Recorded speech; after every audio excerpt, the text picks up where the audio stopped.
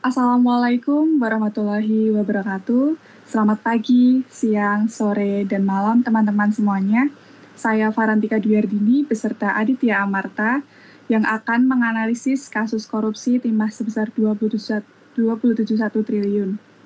Nah, kasus ini merupakan kasus timah terbesar sebesar 27,1 triliun di PT Timah atau Persero Tbk yang terjadi antara 2015 sampai 2022 yang melibatkan kolusi antara pejabat perusahaan dari pihak lain yang menyebabkan kerugian besar di aspek ekologis, ekonomi, dan pemulihan lingkungan. Nah, latar belakang pada kisaran tahun 2015 sampai 2022, Timah mengalami korupsi yang sangat besar, sebesar 271 triliun rupiah. Kerugian tersebut terdiri dari aspek ekologi sebesar 157 triliun, aspek ekonomi sebesar 60 triliun, serta aspek besaran pemulihan lingkungan sebesar 5 triliun. Korupsi ini terjadi karena adanya kolusi antara pejabat timah dan pihak-pihak lain sebanyak 16 tersangka yang juga menyeret suami dari aktris Sandra Dewi, yaitu Harvey Mois, yang mengakibatkan kerugian besar bagi perusahaan dan negara. Korupsi timah sebesar 271 triliun ini tidak hanya menyebabkan kerugian material, tetapi juga memiliki dampak yang luas terhadap perekonomian. Korupsi ini dapat mempengaruhi kepercayaan masyarakat terhadap pemerintah dan institusi keuangan, serta mempengaruhi investasi dan pertumbuhan ekonomi ke depannya. Selain itu, korupsi ini juga dapat mempengaruhi stabilitas politik dan sosial, serta mempengaruhi kualitas hidup masyarakat. Pelaku utama dari korupsi ini adalah 3. Yang pertama, Tamron alias Aon, yang membentuk perusahaan boneka untuk mengumpulkan biji timah ilegal. Selanjutnya adalah Mohtar Riza Pahlavi Tabrani, selaku Direktur Utama PT Timah periode 2015 sampai 2022, serta Harvey Mois, yang diduga membantu menyewakan alat peleburan timah. Namun, di sisi lain dari ketiga pelaku utama korupsi ini, terdapat pelaku-pelaku lain seperti Tony Tamsil sebagai pemilik manfaat dari CV Venus Inti Perkasa atau VIP yang bekerja sama dengan Tamron alias Aon. Selanjutnya adalah Suwito Gunawan selaku pengusaha PT SIP yang melakukan perjanjian kerjasama dengan PT Timah. Suwito Gunawan juga membentuk pengusahaan boneka untuk mengumpulkan biji timah ilegal dan membantu PT SIP untuk mengumpulkan biji timah ilegal dari PT Timah. Selanjutnya adalah MB Gunawan, pengusaha tambang PT SIP yang membentuk perusahaan boneka untuk mengumpulkan biji timah ilegal dan membentuk perusahaan boneka seperti CV Bangka Jaya Abadi atau BJA dan CV Raja Wali Total Persada atau RTP yang bertujuan untuk mengumpulkan biji timah yang ditambang secara ilegal dari PT Timah.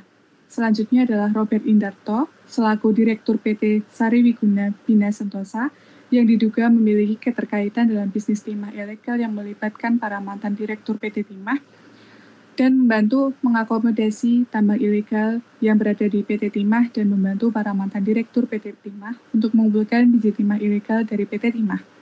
Selanjutnya adalah Helena Lim, selaku pengusaha yang diduga memberikan sarana dan fasilitas kepada para pemilik smelter di kawasan PT Timah.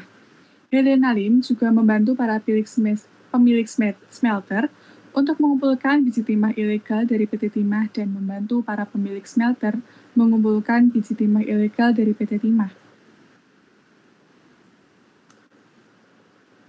Selanjutnya adalah modus operandi dari kasus ini. Yang pertama adalah pembentukan perusahaan boneka untuk mengumpulkan biji timah ilegal dari PT Timah.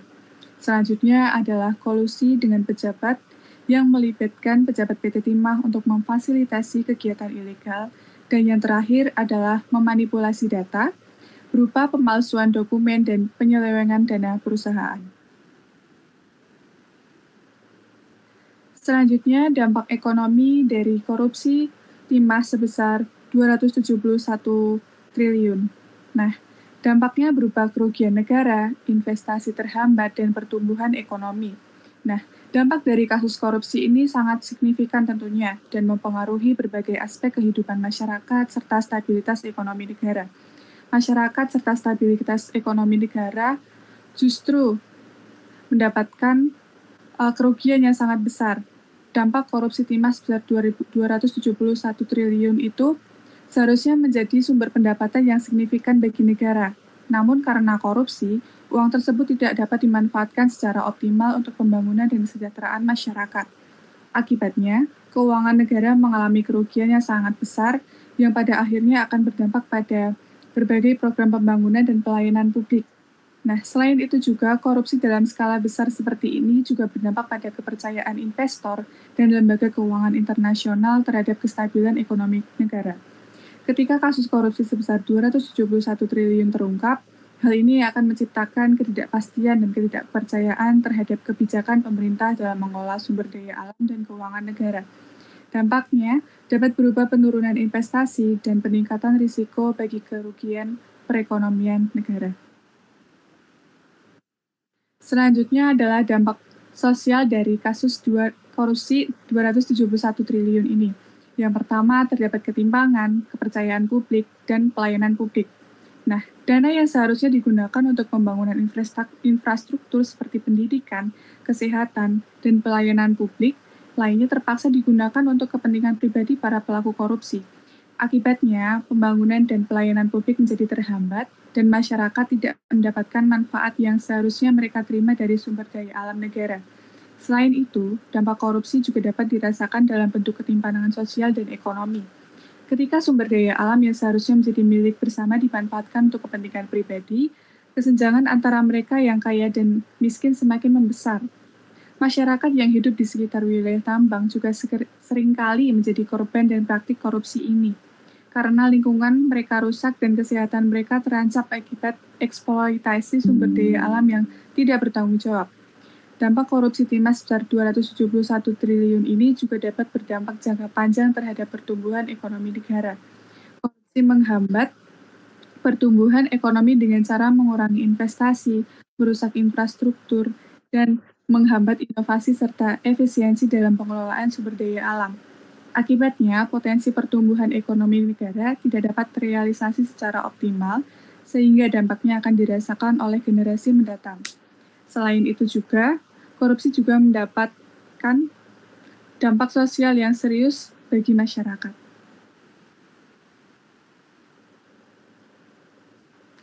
Dampak lingkungan dari korupsi ini diantaranya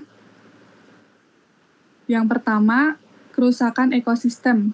Nah, eksploitasi sumber daya alam yang tidak bertanggung jawab mengakibatkan kerusakan ekosistem yang ada di sekitar tambang timah ilegal tersebut. Selanjutnya adalah pencemaran, berupa pencemaran air dan tanah akibat aktivitas penambangan ilegal. Faktor penyebab internal diantaranya adalah pengawasan yang lemah, kolusi, dan ketidaktransparan. Nah, saya jelaskan sedikit tentang faktor internal pada kasus ini. Yang pertama, kolusi antara pejabat timah dan pihak-pihak lain. Korupsi merupakan praktik kerjasama yang tidak sah antara pejabat perusahaan dengan pihak-pihak lain, seperti kontraktor dan supplier, untuk mendapatkan keuntungan pribadi. Dalam kasus korupsi timah, kolusi antara pejabat perusahaan dengan pihak lain, termasuk Harvey Moise, menyebabkan terjadinya penyalahgunaan kekuasaan dan kerugian besar bagi perusahaan dan negara. Selanjutnya adalah kondisi internal perusahaan, yang dimana kurangnya pengawasan internal dan kontrol yang ketat di perusahaan yang mengakibatkan pelaku tindakan korupsi dapat melancarkan praktik korupsinya dengan mudah. Selanjutnya adalah ketidaktransparan PT Timah yang dalam pengelolaannya sehingga memungkinkan adanya manipulasi data dan menyebabkan korupsi. Selanjutnya adalah motivasi individu yang dimana keinginan untuk memperkaya diri sendiri atau mendapatkan keuntungan pribadi dalam mendorong individu untuk terlibat dalam korupsi ini. Selanjutnya akan dijelaskan oleh teman saya, Aditya Amarta Putra. Dan yang selanjutnya ada faktor internal dari korupsi PT Timah sebesar 271 triliun. Yang pertama ada pengawasan yang lemah. Maksud saya faktor eksternal. Yang di sini ada regulasi yang lemah, tekanan eksternal dan lingkungan bisnis. Regulasi yang lemah regulasi yang tidak ketat atau tidak ditegakkan dengan baik dapat memberikan peluang bagi praktik korupsi untuk berkembang. Yang kedua ada tekanan eksternal. Tekanan dari pihak-pihak eksternal seperti pemasok, kontraktor, atau pelanggan untuk melakukan tindakan korupsi juga dapat mempengaruhi kasus korupsi di perusahaan. Yang ketiga ada lingkungan bisnis yang tidak sehat. Jika lingkungan bisnis di sekitar perusahaan cenderung korup, maka perusahaan juga rentan terhadap praktik korupsi. Selanjutnya ada peranan pemerintah yang mempengaruhi korupsi timah sebesar 271 triliun. Yang pertama ada pengawasan yang lemah. Pengawasan lemah, kurangnya pengawasan dan penegakan hukum dari pemerintah dapat memberikan kesempatan bagi korupsi untuk terjadi. Yang kedua adanya keterlibatan pejabat. Terdapat keterlibatan pejabat pemerintah dalam praktik korupsi di perusahaan PT Timah sebesar 271 triliun. Maka hal ini juga dapat mempengaruhi kasus korupsi tersebut. Dan yang ketiga, adanya kebijakan tidak transparan atau adanya celah dalam regulasi pemerintah juga dapat menjadi faktor yang mempengaruhi terjadinya korupsi di sektor timah.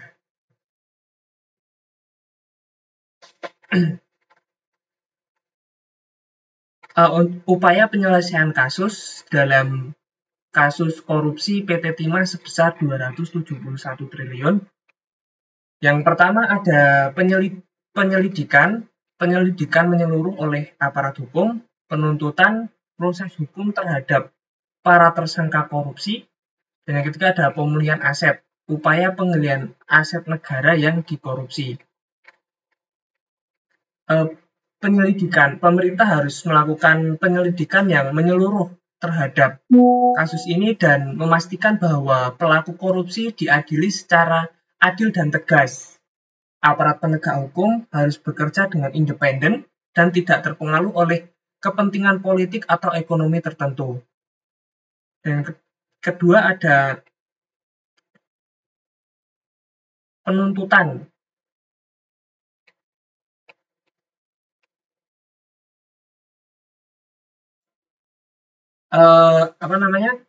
Tersangka-tersangka ini yang dijadikan tersangka yang ada di atas yang sudah dijelaskan tadi harus diproses hukum dengan tegas dan adil, yang dimana itu sudah tersangka-tersangka ini sudah merugikan negara sebesar 271 triliun. Dan juga ada pemulihan aset, yang dimana aset-aset yang sudah dikorupsi ini seharusnya dikembalikan kepada negara untuk pembangunan negara dan untuk kesejahteraan masyarakat.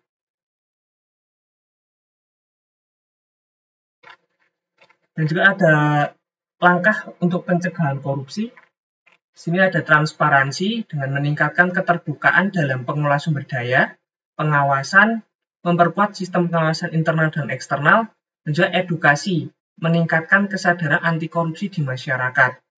Yang pertama ada meningkatkan transparansi. Pemerintah dan perusahaan harus memberikan informasi yang jelas tentang pengelolaan timah, termasuk biaya, volume, dan kualitas timah yang dihasilkan. Pemerintah dan perusahaan juga harus bertanggung jawab atas pengelolaan timah dan harus memberikan laporan yang jelas tentang pengelolaan timah. Yang kedua adalah meningkatkan pengawasan terhadap kegiatan pertambangan maupun terhadap pihak-pihak yang berkepentingan. Pengawasan terhadap kegiatan pertambangan sangat penting untuk mencegah korupsi. Pemerintah dan perusahaan harus meningkatkan pengawasan terhadap kegiatan pertambangan, termasuk pengawasan terhadap biaya, volume, dan kualitas timah yang dihasilkan. Pengawasan terhadap pihak-pihak yang berkepentingan juga sangat penting. Pemerintah dan perusahaan harus meningkatkan pengawasan terhadap pihak-pihak yang berkepentingan, termasuk pihak-pihak yang memiliki akses ke sumber daya alam.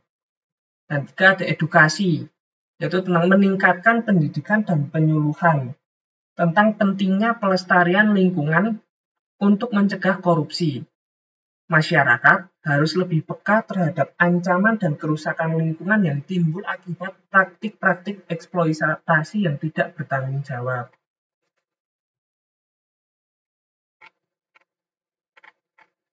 Selanjutnya ada perbaikan sistem pengawasan. Yang pertama ada teknologi, pemanfaatan teknologi untuk meningkatkan efektivitas pengawasan. Yang kedua ada kolaborasi kerjasama antara pemerintah, swasta, dan masyarakat dalam pengawasan. Dan yang ketiga ada evaluasi berkala terhadap sistem pengawasan yang ada.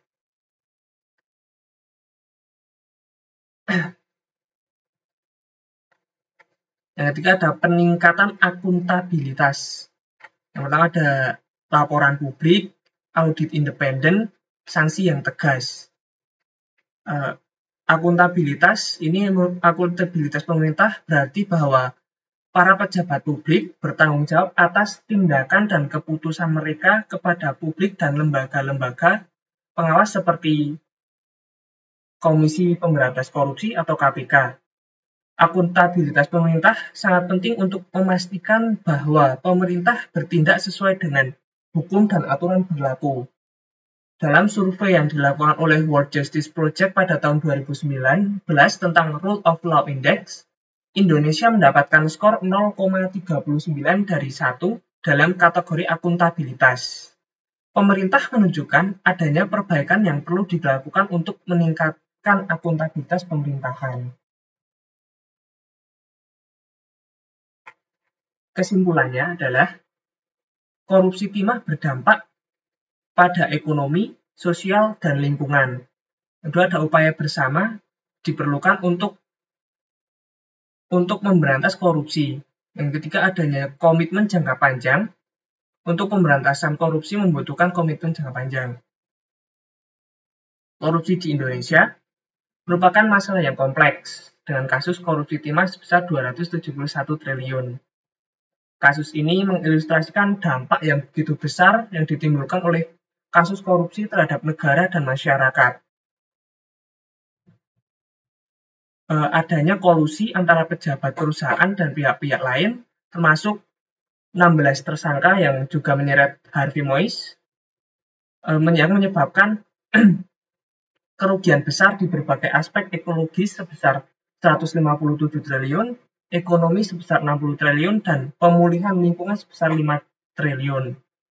Selain adanya kerugian material, korupsi ini mempengaruhi kepercayaan masyarakat terhadap pemerintah, mengganggu stabilitas politik dan sosial, serta mempengaruhi investasi dan pertumbuhan ekonomi. Korupsi ini juga dapat memfasilitasi praktik korupsi dan menciptakan lingkungan yang tidak transparan dan akuntabel. Budaya korupsi yang sudah terbentuk dalam masyarakat juga menjadi penyebab terjadinya kasus korupsi timah sebesar 271 triliun. Kasus ini juga menunjukkan pentingnya pengawasan dan penegakan hukum yang lebih baik, serta transparansi dalam pengelolaan sumber daya alam. Pemerintah dan lembaga terkait diharapkan dapat mengembangkan strategi yang efektif untuk mencegah korupsi dan meningkatkan stabilitas perekonomian. Untuk menyelesaikan kasus korupsi timah sebesar 271 triliun, diperlukan upaya yang komprehensif dan terkoordinasi dari pemerintah, aparat penegak hukum, masyarakat sipil, dan sektor swasta. Langkah-langkah yang dapat diambil meliputi penyelidikan dan penuntutan hukum, peningkatan sistem pengawasan, perubahan kebijakan dan regulasi, dan penguatan sistem insentif. Terima kasih. Sekian dari kami, kurang lebihnya mohon maaf. Wassalamualaikum warahmatullahi wabarakatuh.